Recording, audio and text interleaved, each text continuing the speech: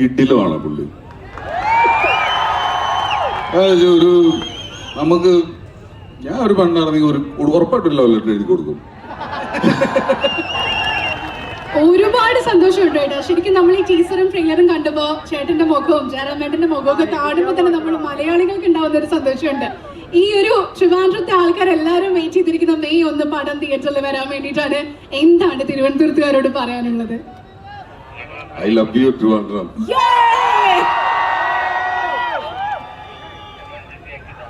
ഞാൻ കഴിഞ്ഞ ആഴ്ച ചെന്നൈയില് നമ്മുടെ റെട്രോ പടത്തിന്റെ ഓഡിയോ ലോഞ്ച് ഉണ്ടായിരുന്നു.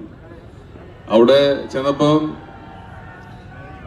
ആ ഫംഗ്ഷൻ ഇതുപോലെ തന്നെ, അതായത് അവിടുത്തെ ഒരു ഫംഗ്ഷൻ കണ്ടിട്ട് ഞാനിങ്ങനെ കൊതിച്ചു, അയ്യോ നമ്മുടെ നാട്ടിൽ ഇങ്ങനെ ഒരു പരിപാടി നടന്നിരുന്നെങ്കിൽ, ഇങ്ങനത്തെ ഒരു ഫാൻസ്, ആ ഒരു അവിടെ വിളിച്ചിരുന്ന അൻപാണ് ഫാൻസ് എന്നാണ് എല്ലാവരും വിളിച്ചിരുന്നത്. അതെ, ഒരു രക്ഷയില്ല. സൂര്യ സാറിനോട് നിങ്ങൾ കാണിക്കുന്ന ഈ സ്നേഹം കാണുമ്പോൾ അത് നിങ്ങളിൽ ഒരാളായിട്ടാണ് ഞാനും എൻ്റെ ജീവിതം തുടങ്ങിയിട്ടുള്ളത്. ഒരുപാട് പേരുടെ ഫാൻസ്, ജയറാമേട്ടന്റെ, ലാലേട്ടന്റെ, മമ്മൂക്കയുടെ, അങ്ങനെ കുറെ ഹീറോസ്, സൂര്യ സാർ, അവരിൽ ഒരാളായിട്ട് ഇരുന്നിട്ട് നമുക്ക് അതേ ഹീറോന്റെ കൂടെ അഭിനയിക്കാൻ പറ്റുന്നു. അദ്ദേഹത്തിന്റെ കൂടെ ഒരു കാറിൽ ഈ ഫംഗ്ഷന് വരുന്നു. ഇതിൽ പരം വല്ല ലോട്ടറി വേണോ? I love you, thank you so much sir. Surya സാറെ പറ്റി പറയുകയാണെങ്കിൽ എന്താ പറയാ, എല്ലാവർക്കും അറിയാം, എന്നാൽ പോലും കിടിലമാണ് പുള്ളി. ഒരു നമുക്ക് ഞാൻ ഒരു പെണ്ണാണെങ്കിൽ ഒരു ഉറപ്പായിട്ടില്ല ലെറ്റർ എഴുതി കൊടുക്കും.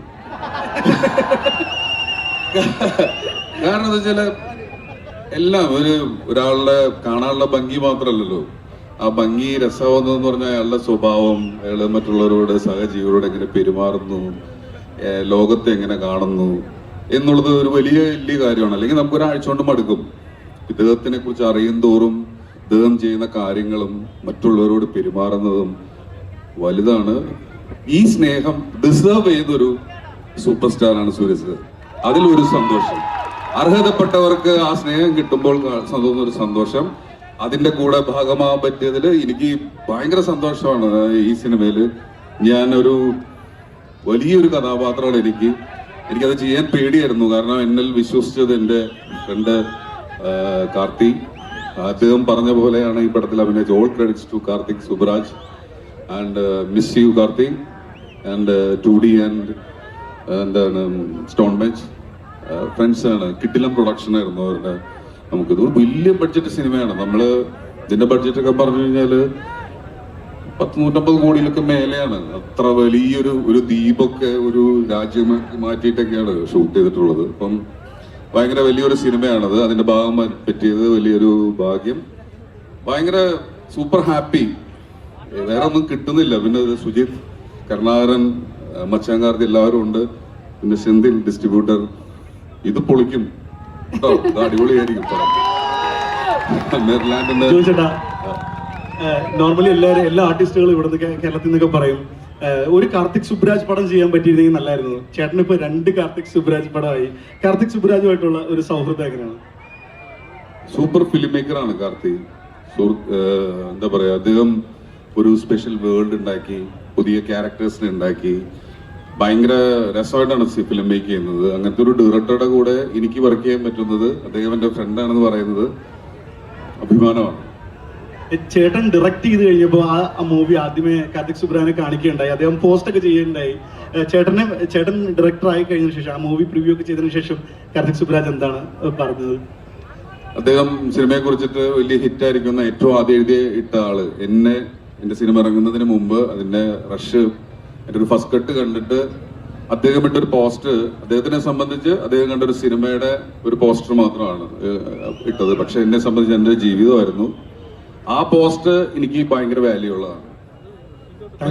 ഭയങ്കര സപ്പോർട്ടാണ്. നമ്മൾ ആക്ച്വലി ജോയിച്ചേട്ടനെ സ്റ്റേജിലേക്ക് വെൽക്കം ചെയ്ത സമയത്ത് ആക്ടർ, റൈറ്റർ, അങ്ങനെ ഒരുപാട് കാര്യങ്ങൾ പറഞ്ഞു. നമ്മൾ മലയാളികൾക്കറിയാം ജോയിച്ചേട്ടൻ ഒരു സകല കലാവല്ലഭൻ തന്നെയാണ്. ആൻഡ് ഈ റെട്രോ മൂവിയിലും ചുമ്മാ എന്നൊക്കെ പറയും, അതൊരു എളിമ മാത്രമാണ്. പക്ഷെ നമുക്ക് സത്യാവസ്ഥ അറിയാം. റെട്രോ മൂവിയിൽ ജോയിച്ചേട്ടൻ ആക്ച്വലി പാടിയിട്ടുണ്ട്, റൈറ്റ്? പാട്ട് ഇല്ലേ? ഇല്ലില്ല, അതിലെ പാട്ട് ഞാൻ ചെന്നൈയിലൊരു പാടി. അല്ല ആക്ച്വലി നമ്മള് ഇൻട്രോ കൊടുത്തപ്പോ തന്നെ ആക്ടർ റൈറ്റർ പ്രൊഡ്യൂസറുടെ കൂടെ സിംഗർ എന്ന് കൂടി ഞാൻ വടിവത്ത അക്ഷരത്തിൽ പറഞ്ഞു. അപ്പൊ ജോർജ് ചേട്ടൻ സ്റ്റേജിലൂടെ നിൽക്കുമ്പോൾ തീർച്ചയായിട്ടും ജോർജ് ചേട്ടൻ ഒരു പാട്ട് പാടാതെ പോകുന്നത് വളരെ മോശമാവും. സോ നമ്മൾ തിരുവനന്തപുരത്തുകാർക്ക് വേണ്ടിയിട്ട് ഒരു പാട്ട് പ്ലീസ് നമ്മൾ റിക്വസ്റ്റ് ചെയ്യാം. ജോർജ് ചേട്ടാ ഒരു പാട്ട് പാടാവോ? അത് പറഞ്ഞേ. നിങ്ങൾ നല്ലൊരു കൈഡി കൊടുത്തു കഴിഞ്ഞാൽ ചേട്ടൻ പാടും. പാടണം, പാടണം, പാടണ്ടേ പാടണ്ടേ. എവിടെ ഫുൾ സപ്പോർട്ട്, കട്ട സപ്പോർട്ട്. ജോർജ് ചേട്ടന്റെ കൂടെ ഇത് റെട്രോയിലെ ഒരു പാട്ടാണ്. ഞാൻ അതിഗംഭീര പാട്ടാണ്, പക്ഷെ ഞാൻ അതിന്റെ 2 ലൈൻ വെറുതെ പാടും. നിങ്ങൾ കൂടെ പാടണം കേട്ടോ. ഞാൻ ആക്ച്വലി നമ്മളുടെ നമ്മളുടെ സന്തോഷം സ്നേഹം സൂര്യ സാറിനോട് ഈ പാട്ടിലൂടെ കൊടുക്കുകയാണ് കേട്ടോ. അപ്പൊ എന്റെ കൂടെ നിങ്ങളും, ഞാൻ മാത്രമല്ല പാടുന്നത്, നമ്മൾ എല്ലാവരോടും കൂടി പാടാം.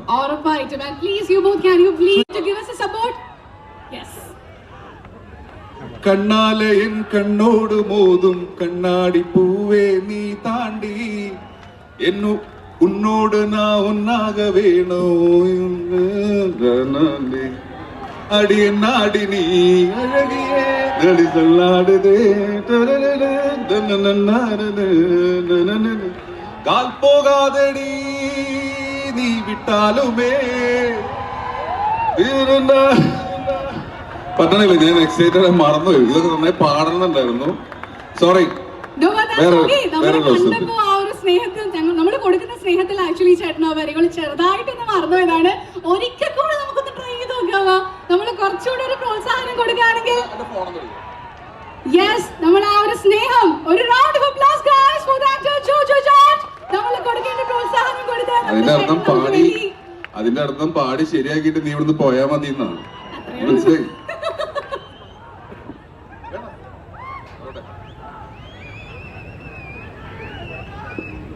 ഹലോ,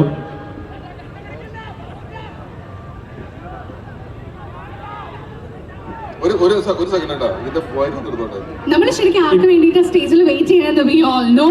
ആ ഒരു നിമിഷം തീർച്ചയായിട്ടും കുറച്ച് സമയത്തിനുള്ളിൽ ഇവിടെ എത്തേണ്ടതാണ്. ആൻഡ് വൺ ഹംബിൾ റിക്വസ്റ്റ്, നമ്മൾ ഇവിടെ പാട്ട് പാടുന്ന സമയത്ത്